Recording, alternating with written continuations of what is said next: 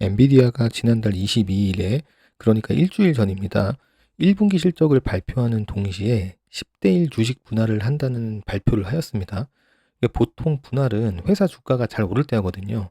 주식 분할을 한다고 하면은 보통 잘 된다는 기대감에 투자자들이 많은 주식을 매집하면서 주가가 더 오르는 현상을 볼 수 있습니다. 그래서 주식도 일주일 만에 무려 한 30% 가까이 상승을 했어요. 근데 최근 일주일 동안 국내 투자자가 가장 많이 매수한 기업이 바로 엔비디아고요. 금액으로는 약 2천억 원이었습니다. 그러니까 엔비디아는 주식 상승을 거듭해서 5일에는 애플을 제치고 미국 증시 시가총액 2위까지 올랐었던 적이 있었습니다. 자, 엔비디아는 이번 분할이 6번째인데요. 차례에 걸쳐서 분할을 했습니다. 지난번 최근 분할은 4대 1이었는데 이번에는 10대 1로 쪼개는 거니까 규모도 어마어마하다고 볼 수 있고요.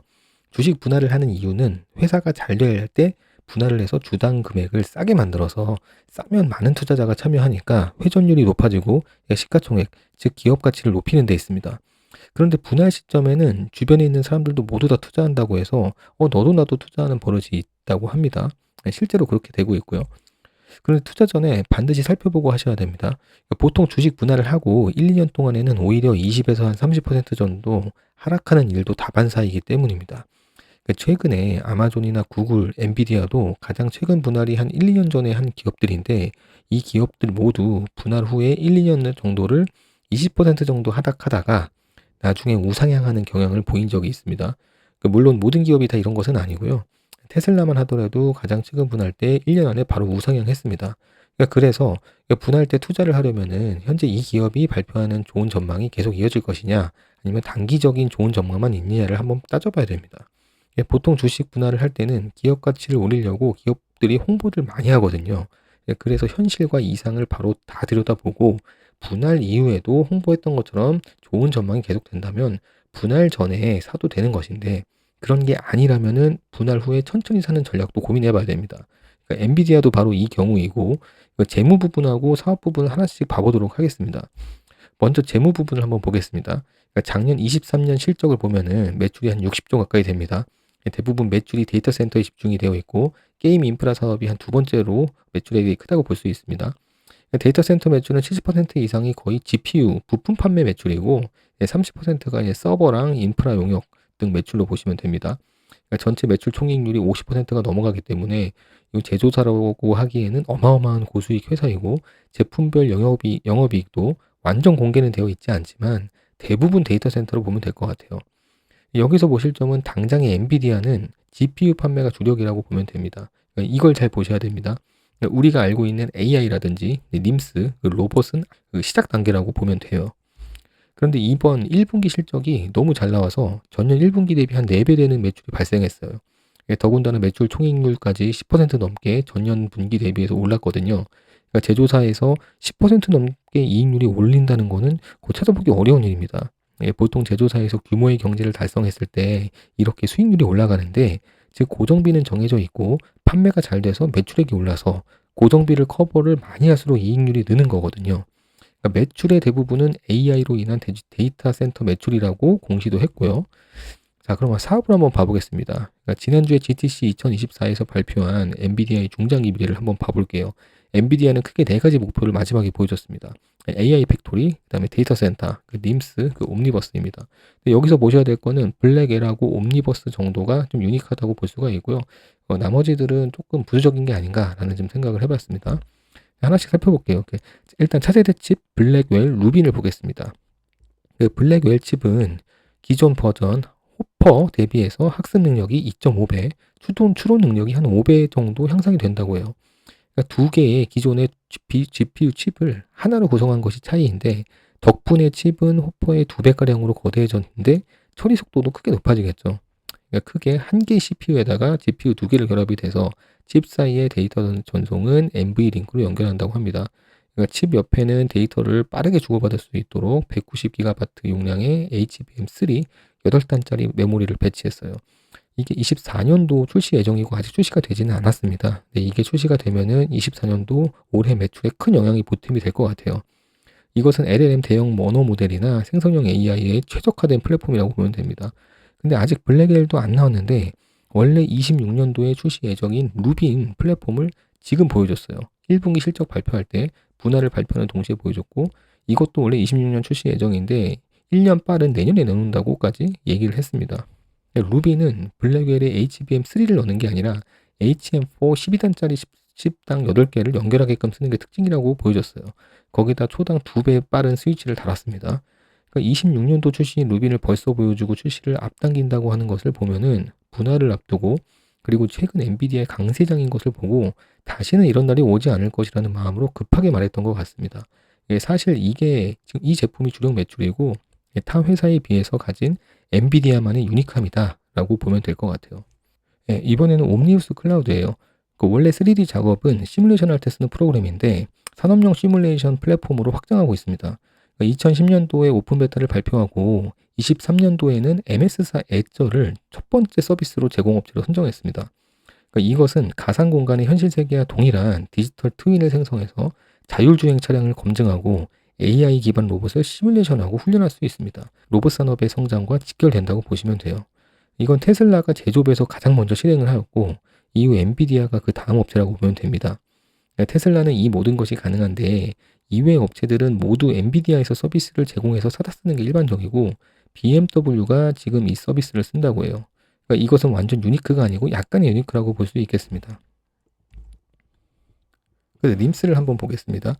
엔비디아 인터펜스 마이크로 서비스의 약자인데요. 오픈소스 최적화된 AI 모델 패키지로 MS로 비유하자면 코파일럿이라고 보면 될 것 같아요. 오픈소스를 이용해가지고 인공지능 모델을 패키지를 해가지고 개발자들이 가장 손쉽게 하나의 인티그레이션으로 결과를 도출하는 방식입니다. 자사가 개발한 컴퓨터 언어 쿠다를 기반으로 작동하는 것인데 이 시스템만 잘 구축이 되면은 AI 팩토리 같은 서비스가 한 번에 제어가 될 수 있다고 합니다. SAP나 GMS 같은 회사에서 쓰면 아주 좋을 거라고 홍보를 많이 하고 있고요. 근데 이게 엔비디아 유니크함인지는 잘 모르겠습니다. 이 서비스는 이미 MS나 구글도 개발을 하고 있고 약간의 유니크함이 있다고 하면은 엔비디아의 GPU에서만 동작이 가능하게끔 이것을 만들 거라고 하는데 그것이 과연 유니크함인지는 좀 한번 판단을 해봐야 될 필요가 있을 것 같아요. 마지막으로 AI 팩토리인데 이건 사실 큰 내용은 없어요. 님스하고 옴니버스를 잘 이용하면은 AI 팩토리를 구현할 수가 있고 이것이 구현이 되면은 향후에 로봇이나 자동차 제조 등 모든 게 가능하겠죠. 약간 여담일 수 있는데 지금 엔비디아가 보여주는 미래는 결국 로봇으로 최종 기결이 되는 것인데 최근 아틀라스라는 영화가 넷플릭스에서 개봉이 되었어요. 이 영화를 보면은 젠슨 황이 최근에 왜 발표회에 나와서 생물학, 로봇이 중요하다는 것을 알 수 있습니다. 이 영화는 AI를 통한 휴머노이드하고 AI 팩토리, AI 물류 로봇, 전쟁을 위한 군사 로봇, 로봇들은 AI 클라우드에 다 연결이 되어서 작동하는 결국 학습을 통해서 AI는 인간보다 더 진화하여 인간까지 지배하는 위험까지 보여줬어요. 거기다 UAM도 나오고 신재생 에너지, AI를 이용한 의료기술까지 모든 내용들이 이 영화에 다 들어있습니다. 그러니까 제가 드리고 싶은 말씀은 젠슨 황이 말한 내용 중에 미래의 방향성에 대한 포인트는 잘 짚은 거라고 봐요. 근데 당장 주가가 오른 것도 중요한데 저렇게 강조를 한 것은 미래가 결국엔 로봇으로 귀결되고 로봇은 결국 생물학의 이해를 바탕으로 프로그램은 그 다음 접목하는 거거든요. 따라서 엔비디아의 키노트가 중요하다고 하는 것은 그들의 기술력에 대한 믿음보다는 미래에 대한 방향성과 예측이라고 저는 보고 있습니다. 그래서 엔비디아는 몇 년간 당장의 매출이 나올 곳은 저는 데이터 센터밖에 없다고 보여요. 근데 지금 발표하는 내용들은 님스하고 옴니버스를 통한 자율주행 로봇인데 이것은 한참 시간이 필요한 사업들이고 재무제표를 통해서도 좀 알 수가 있습니다. 근데 지금 주가가 실적이 반영된 것은 맞는데 그 후자에 대한 옴니버스라든지 님스에 대한 기대가 너무 많이 반영이 된 것 같아요. 그러니까 아까 보여드린 엔비디아의 올해 1분기 매출 급상승은 대부분 데이터 센터 매출입니다. 근데 이 데이터 센터의 수요가 증가하려면은 챗GPT 같은 AI 플랫폼의 수요가 동반해서 증가해줘야 돼요. 근데 그러니까 엔비디아만 잘한다고 해서 이 데이터 센터 플랫폼이 인기가 나날이 늘지는 않을 거라는 것이죠. 네, 당장의 단기 실적이 받쳐주지 못하면 주가가 오르는데 한계가 있습니다. MS가 시총 1위까지 갈 수 있었던 것도 그들이 제시한 AI가 당장의 매출로 이어지는 모습을 시장에 보여줬기 때문입니다. 그러니까 테슬라도 몇 년 전에 당장 자율주행과 전기차 시대가 오는 것처럼 얘기했지만 지금 그 속도가 좀 늦어짐에 따라서 주가가 좀 부진하고 있지 않습니까? 그렇기 때문에 회사의 의지와 현실은 구분해서 생각해야 하고 엔비디아가 말하는 미래처럼 오려면 보수적으로 그리고 그들이 발표한 수준의 절반 정도만 믿으면 될 것 같아요. 그러니까 만약 엔비디아가 말한 것을 이행하지 못하면 그만큼 실망에 대한 기대로 주가가 바로 반토막이 날 수도 있습니다. 그러니까 당장 24년 실적은 엔비디아의 말대로 약 100조 원 넘는 매출이 달성할 수 있어요. 근데 이것도 대부분 데이터 센터 GPU 부품 판매 매출이라는 것을 기억하셔야 되고, 실제 매출과는 예측치와는 차이가 많이 걸린다라고 알아두면 좋을 것 같습니다. 그러니까 엔비디아의 장밋빛 미래가 시간이 걸릴 것 같다고 생각이 된다면 분할 조정기가 올 때 천천히 매수하시는 게 유리하시고, 엔비디아의 저 미래가 단기 실현으로 믿는다면 지금 사셔도 무방하다고 봐요. 하지만 전자에 한 표를 좀 걸고 싶습니다. 투자는 각자의 몫이고 선택은 각자의 몫입니다. 그리고 중요한 건 투자를 하냐 마냐도 있지만은 정확히 두 눈을 뜨고 직접 확인하고 결정하는 거라고 봐요.